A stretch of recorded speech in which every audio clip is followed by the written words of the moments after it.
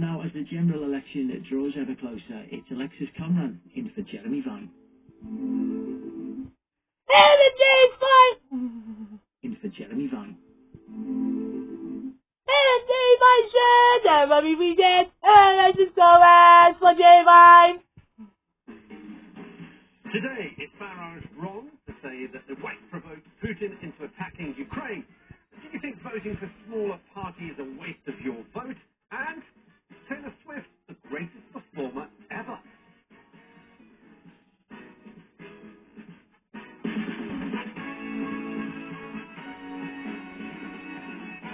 Good morning and welcome to the show. It's Monday, the 24th of June, and today I'm joined by journalist Nina Mishkov and broadcaster Albi Amankona.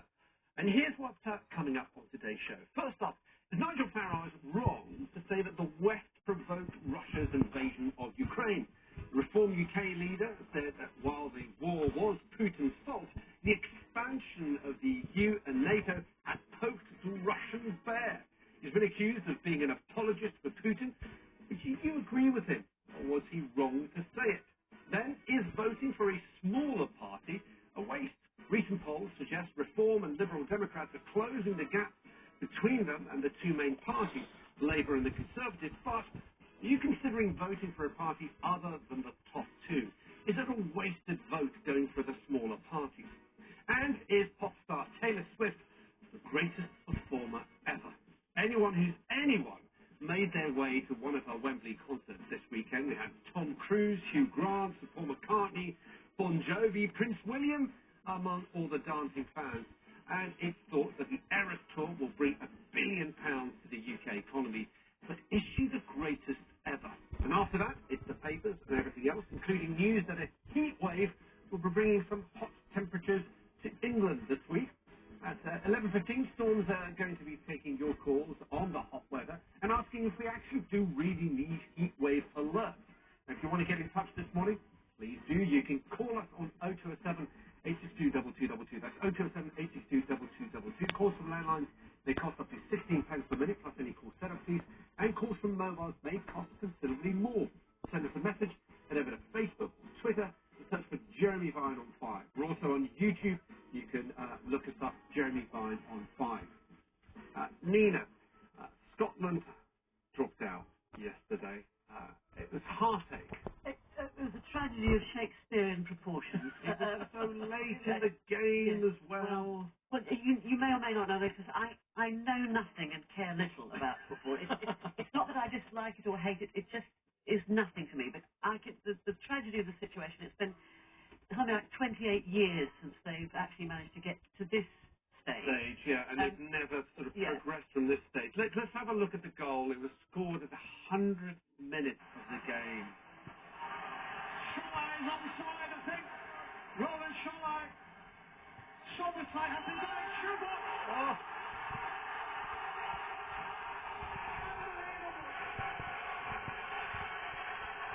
Schubert has scored for Hungary. Scotland are out of the European Championship. What must it feel like? The drama. That last 100th minute, Albi. Awful. I mean, I remember watching the final of the Euro the last time it was on, when England was in the final. I think it was against Italy. I think the match was held at Wembley, so it felt like such a big, momentous moment. And I do get really into the Euros when England reach the semi-final. Before then, I don't get so excited. I'm a bit of a glory hunter, to be honest. I'll be honest and say that. So I do feel for all the Scots, especially Storm, who'll be on later on, who had to endure watching that. But I know how it feels. It's very sad. To be honest, The question is, will the Scots now support the English? Because but look, the moment was a bit of a bittersweet moment for Hungary, we should say, as they donned the shirt of the striker Barnabas Varga, who was carried off on a stretcher following a mid-air clash during the game. Pretty nasty, that collision. Varga sustained a fractured cheekbone and will have an operation, but he's reportedly now stable, which is good to hear. This is, of course, Scotland's 12th major tournament. They've never made it out of the group stages. There will be a few disappointed Scots today. I'm half Scot. I know you are, but then do you want to answer Albie's question whether the Scots are going to switch their allegiance to support the English in the next. There's no way that there's not a snowball's chance that's ever going to happen. The rivalry is goes back generations. I must say, being very green to this country a while back. This is a few years back. I found myself in Edinburgh.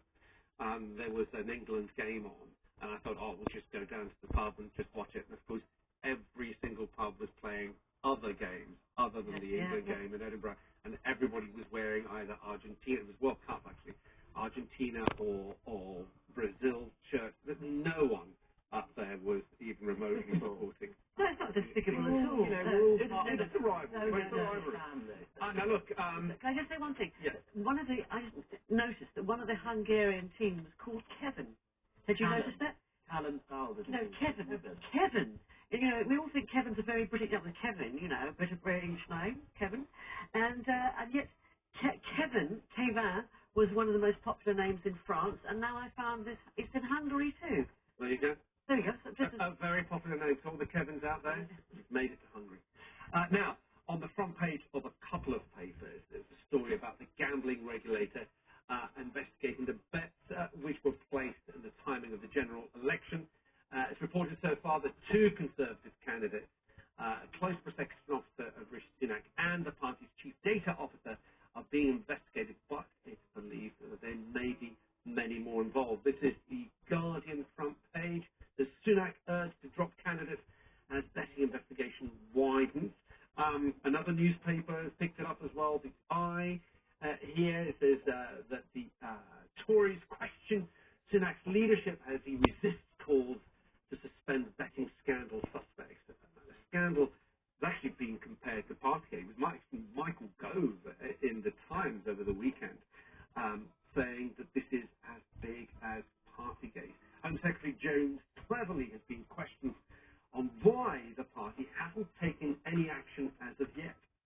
Rishi Sunak said that he's terribly angry about this happening.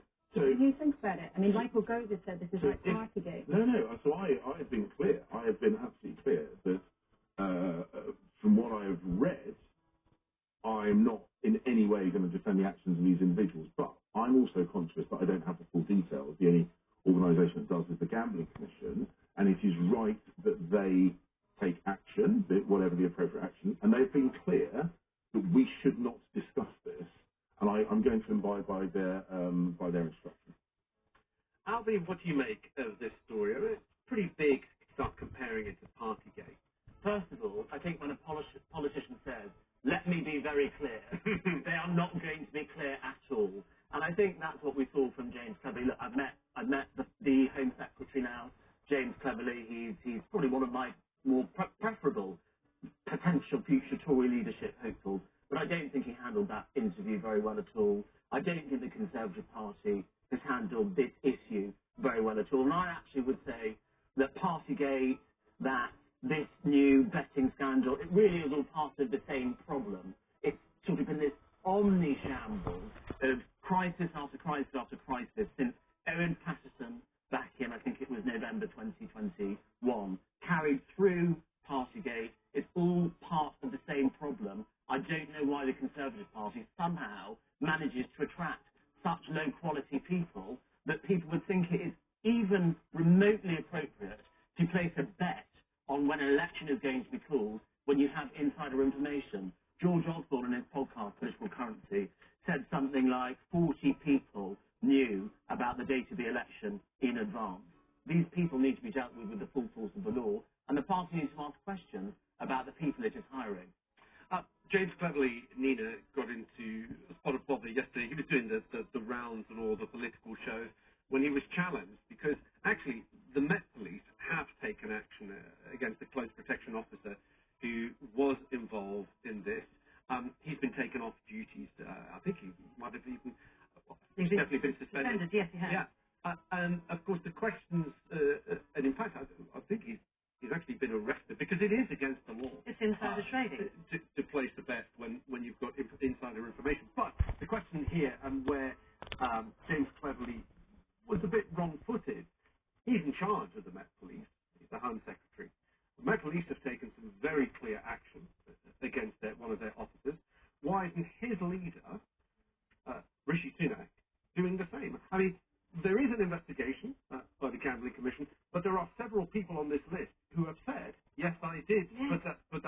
it was a very silly thing to do.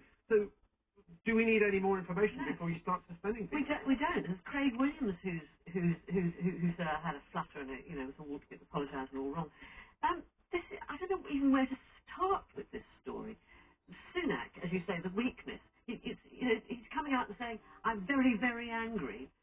So what? It's like a child standing in the corner saying, "I'm going to hold my breath until you whatever. I'm going to stamp my feet." It does nothing. Should be suspending these people who have admitted to it. And the worry is that there's potentially more. Yeah. As you said, there's 40 people who knew the date. But the implication is that there are more people, and are there cabinet ministers? The other thing is, it's moronic to risk your reputation, your career for a few hundred quid. And that's the other thing. You're right that no one's kind of gone and put £10,000 at 4 to 1. It's the investigation is only really looking at returns of over £200. But Michael Gove said that it perpetuates the story that it's one rule for us and another rule for them. Do you agree? I completely agree. And I also work in finance as well as politics and broadcasting. And insider trading is actually something quite serious. And most people understand. In fact, I don't know anyone in finance that would do something this stupid. And I think when you're an ordinary person working in other professions, very few people seem to make mistakes like this. And I just wonder why people in politics are somehow predisposed to being so stupid as to make decisions like this. Okay. I think you become, particularly the Tory party, you become part of this kind of exclusive club. You feel you're entitled, and the rules don't apply to you. Yeah. Or maybe that's been the sort of a trend in the last few years. But look, we're going to move on now, because after the break, we're going to be asking this. Was Nigel Farage wrong to say that the West provoked Putin into invading Ukraine? What do you think about that? Give us a call now with your thoughts. 0207 862 2222 is the number that you need. Speak to you after the break. Which country is the world's biggest producer of whiskey? Is it Scotland, France, or Japan? Find out after the break.